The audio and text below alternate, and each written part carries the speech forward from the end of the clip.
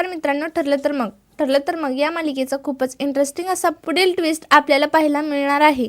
तर मित्रांनो, आता सायली अर्जुनचा अपघात झालेला आहे. त्या अपघातात आता सायली प्रचंड जखमी झालेली आहे. तिचा प्रचंड ब्लड लॉस झालेला आहे. तर मित्रांनो, असा अपघात हा प्रिया आणि नागराजने दोघांनी मिळून घडवून आणलेला आहे. दोघेही एकमेकांना मिळालेले आहेत. तर मित्रांनो, सायली ही खरी तन्वी आहे आणि प्रिया ही खोटारडी तन्वी आहे. सुभेदारांच्या घरात मिरवत आहे, पण ती खोटी तन्वी आहे हे सत्य आता सगळ्यांसमोर आलेलं आहे. त्यामुळे आजचा भाग खूपच इंटरेस्टिंग असणार आहे. त्यामुळे व्हिडिओ अजिबात स्किप न करता शेवटपर्यंत बघा आणि चॅनलवर नवीन असाल तर आता सबस्क्राईब करा. चला तर मग व्हिडिओला सुरुवात करूया. तर इकडे मित्रांनो, नागराजला अटक झाल्यामुळे प्रिया तर खूपच खुश झालेली असते.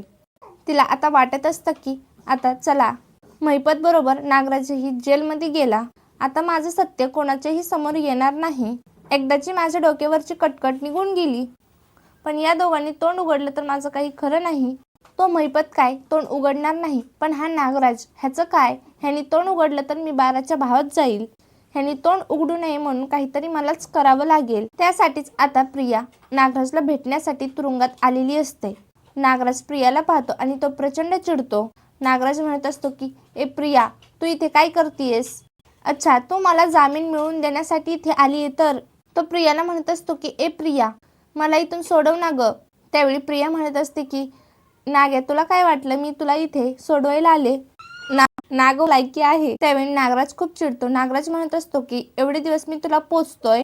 अगं, तुला माहितीये का, हे सगळं ऐश आराम तुला कुणामुळे मिळतंय? मी जर तुला तन्वी म्हणून त्या घरात आणलं नसतं तर तू आज रस्त्यावर भीक मागत फिरली असती. एवढे दिवस तुला पोसत आहे आणि तू माझ्यावरच उलटली.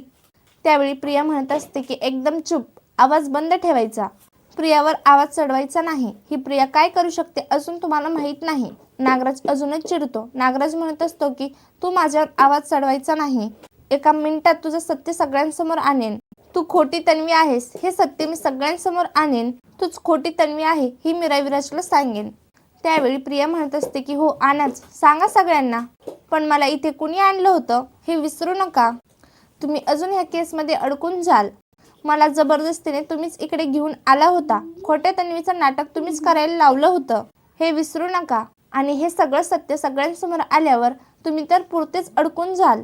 तुम्ही मला जबरदस्तीने इथे आणलं आहे. माझ्याकडे व्हिडिओ रेकॉर्डिंग आहे. तुम्ही विसरलात का तो व्हिडिओ? आणि मधु कटलांचाही खून तुम्हीच केला आहे हे जर मी सगळ्यांना सांगितलं ना, मग तुम्ही आयुष्यभर जेलमध्येच सडाल. जर तुम्हाला इथून लवकरात लवकर बाहेर पडायचं असेल तर माझं नाव कुठेही आलं नाही पाहिजे. नागराजला तर खूपच राग आलेला असतो. पण नागराज म्हणत असतो की, हिचं नाव पुढे केलं तर हिच्या आधी मीच अडकून जाईल आणि जास्तच अडकून जाईल. मग रविराज माझं काय करतील काय माहिती. सगळ्या गोष्टीत ही प्रिया बाजूला राहील आणि सगळं माझ्या माथी येईल.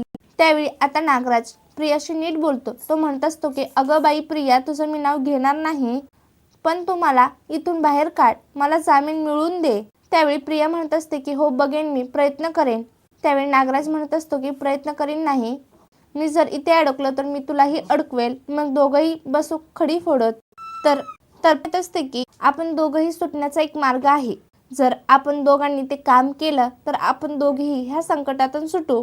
तर नागराज म्हणत असतो की, कसला प्लॅन? त्यावेळी प्रिया म्हणत असते की, जर आपण अर्जुन सायलीचा अपघात घडून आणला तर खरी तन्वी ही सायली तर मरेलच आणि अर्जुनही ह्या केसपासून खूप दूर जाईल आणि मला अश्विनच्या नावावरची प्रॉपर्टी म्हणजेच त्यावर माझाही हक्क असेल. मग सुभेदारांची प्रॉपर्टी माझ्या नावावर होईल आणि रविराजांची प्रॉपर्टी सुद्धा तुमच्या नावावर होईल जर आपण असं केलं तर.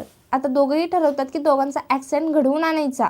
ते पुन्हा आता एका माणसाला सुपारी देतात. अर्जुन सायली बाहेर चाललेली असतात. त्यावेळी त्या दोघांचाही ॲक्सिडेंट घडतो.